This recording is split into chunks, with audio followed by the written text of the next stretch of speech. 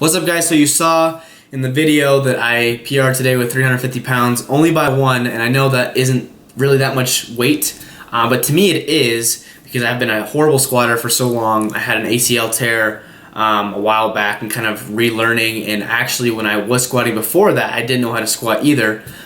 So I've done a lot of research lately of trying to get my body back into it, and I did a lot of volume today with 315. I did 5x4s with that, and then I went up and did some more sets of 4 with, I believe, 335. And the best part about today would be that in every single squat there was zero pain. Even with the 350 pounds, zero pain. It was good on the way down. On the way up, there was no herky-jerky, and that was a really good feeling, and it made me confident that I'm going to be able to keep progressing forward.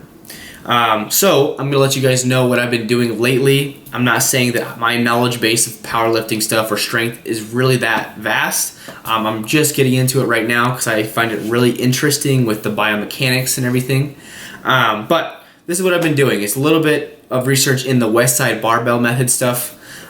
So I initially kind of just assessed my squat, right? I tried to work my way up in squat as much as I could on a box squat, okay? Not a regular full squat, just a box squat, pretty much going down parallel, and seeing what my body could handle and where my breaking points were in my form, okay? So I took a lot of video with this, really tried to structure out how my hips were, my upper back, thoracic spine, and how my dorsiflexion was with my knees coming over toes, all that kind of stuff, kind of evaluating what I've been doing just with no like technique torque here and there. So I started off with that, and I actually took some more pictures just standing straight up and down, because what I found is I'm just really tight in my hip flexors, and I put a lot of pressure on my lower back. And if that sounds like you, then this could potentially be somewhat similar. So I put some points on the anatomy of your body on my iliac spine and different parts where I could see how my pelvis was shifted or not. And I think, I'm not 100% sure, but just based off of what I see, my butt kind of sits out a little bit when I stand or walk, and you might notice me when I'm walking, I kind of walk side to side with my butt out, like I got to stick up my butt. So I think I might have what's called a little bit of an anterior pelvic tilt. And what that does is based on your body, you'll have a little pelvic tilt shifted forward. So what that does is it kind of puts more tension on your hip flexors, on the front of your legs, where your waist is, pretty much is what I'm referring to.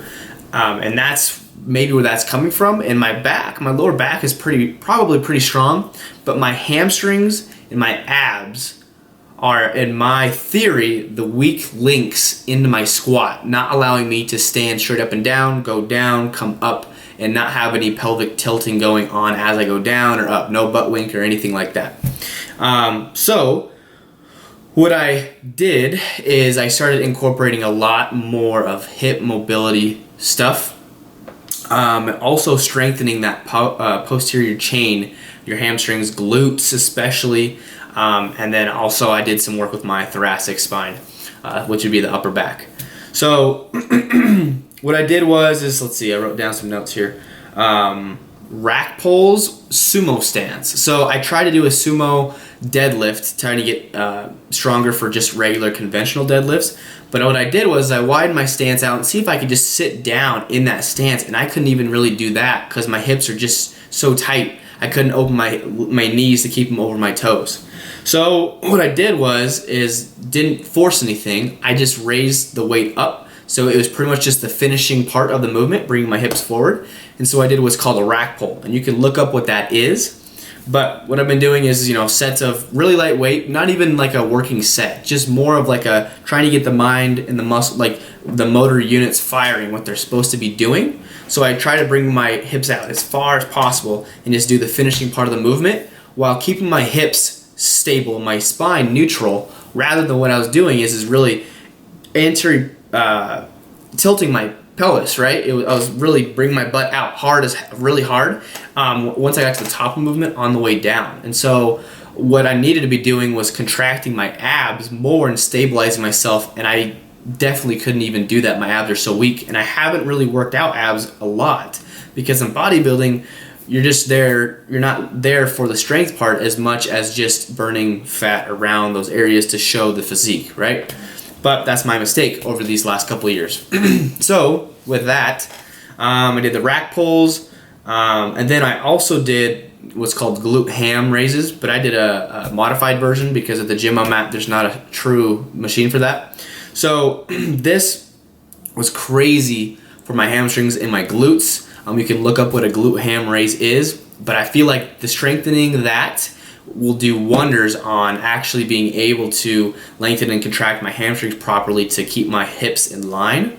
And then obviously, like I said, my abs were kind of weak, are still weak. I've only been doing this for three to 4 weeks maybe.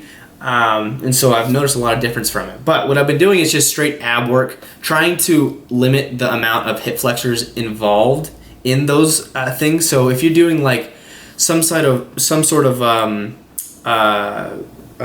sit up or something like that, you're going to be using a lot of hip flexor on the front of your body. You're not just using just abs. So I try to use things like I've been using like a roller where you roll out and stabilize yourself and come back. Maybe like frog crunches or just certain things just like targeting just your abs and your core, maybe doing some sort of planking action where you're contracting abs and coming out in a plank position. So I've really been focusing on that and strengthening my core. So after doing those exercises, what I've been doing every single day after I walk in the morning, kind of gets blood circulation, is stretching, dynamic stretching, and then into static stretching.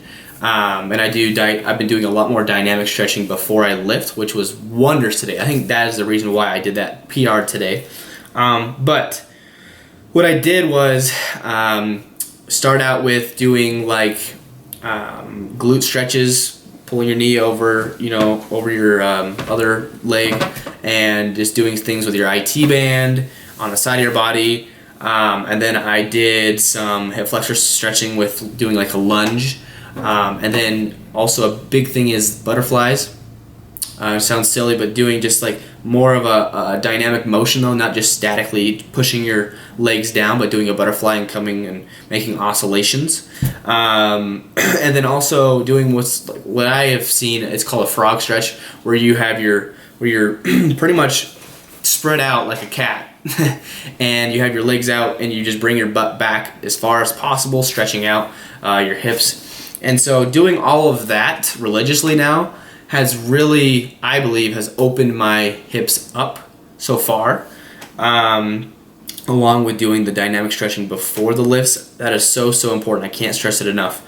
And so now, in every single lift, even with bodybuilding movements, my mind has been now drawn to, instead of just trying to focus on shortening that muscle, it's been of hold your abs in, so you're in a crunch position almost during the whole movement, and retraction of the scapula, your shoulders.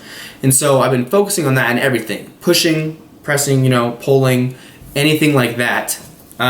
Those have been the cues I've been doing, because that's what I feel like I need the most for the squat, the deadlift, and even the bench. So that's what I've been doing. Progressively going to try and overload, just doing linear stuff. Pretty much, I'm lifting strength.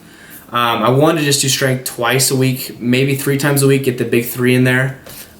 Squat, bench, and dead. But primarily, I'm doing a lot of accessory work. After I figured out and assessed that my hips were pretty much the big problem, I always thought it was my ankles and dorsiflexion.